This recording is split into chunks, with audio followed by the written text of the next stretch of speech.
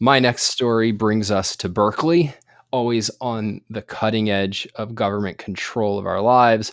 Berkeley has become the first city in the nation to ban the installation of natural gas lines in new homes.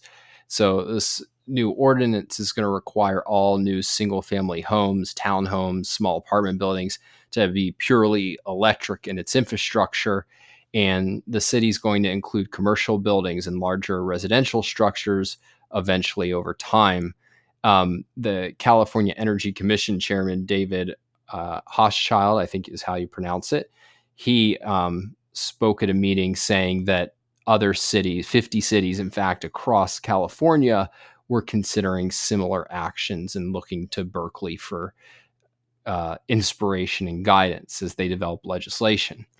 And one of the, I guess, one thought on this, um, one of the mistakes that I've seen, or I think it's a mistake, is when natural gas producers will position gas as a bridge fuel to our inevitable transition to wind and solar. And along similar lines, I've seen Republicans celebrating natural gas for lowering CO2 emissions. And I think what you're seeing in Berkeley is that these kinds of arguments are short sighted and self defeating because, like, if our goal is just to lower CO2 as much as possible without a more basic or more or fundamental goal of promoting human flourishing, including energy abundance and climate safety, then we should be celebrating the banning of natural gas.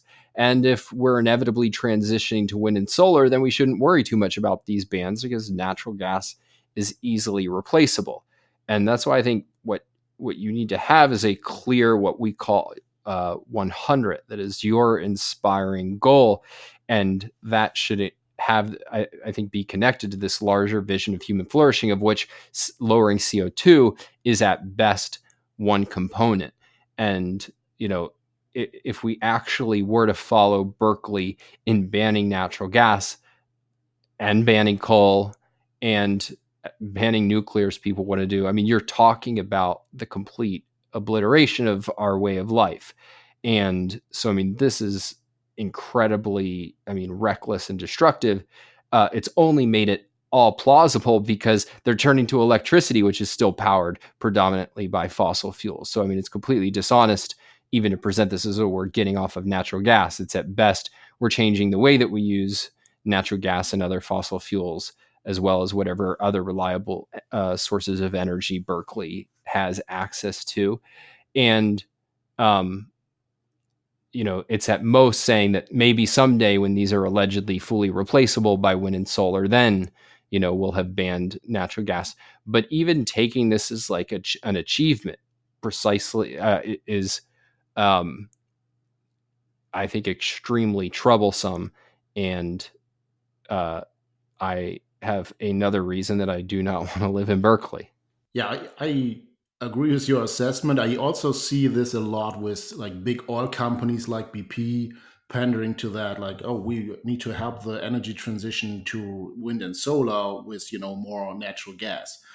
And of course, then the other side will have the opportunity to say, well, actually, we have far too many natural gas power plants already, operating, and we need to shut them down early.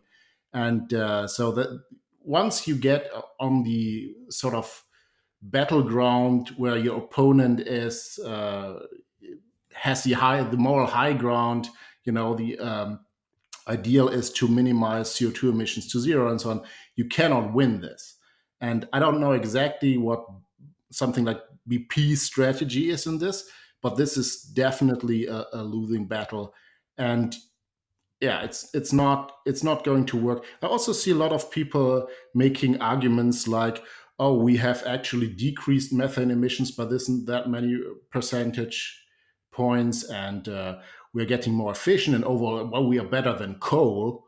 At least you have to give us the difference between natural gas and coal and so on. And these are all like losing battle. It's like these people are intentionally picking battlefields where they will lose and must lose, because you're not saying, well, we need proper energy abundance to actually technologically solve our problems, and that includes climate safety, that includes all kinds of issues.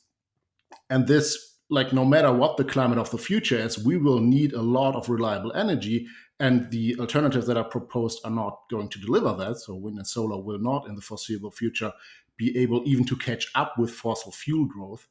And there are economic and technological reasons for that.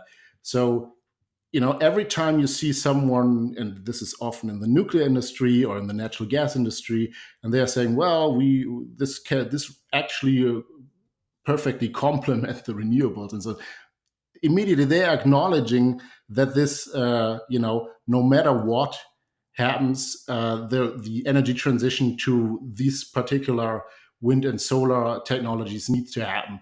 And this will end up in the end at the radical position of this German professor that says, no, we actually need to be impoverished to accomplish our actual moral goals, which is minimizing the human footprint.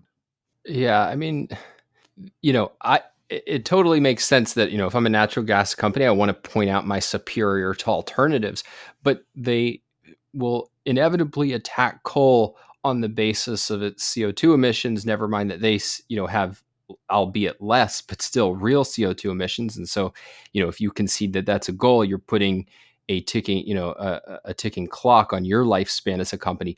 But then what is the one competitor that they will not attack is the really lousy one that we most need somebody to speak out for, and that is the solar and wind that is actually being championed as their replacement. And people accuse business people of being greedy, but like, not so greedy apparently that they won't, stand up against what is aiming to be the complete destruction of their industry. And I think that's a real tragedy. And thankfully, there are companies who are speaking out better. And, we like to work with those companies and help them speak out more effectively for the goodness that their industry does and the superiority of their industry. And, as I'll mention at the end of the show, if that's something that you want help with at your company, uh, you can email me and, we'll discuss how we can be helpful.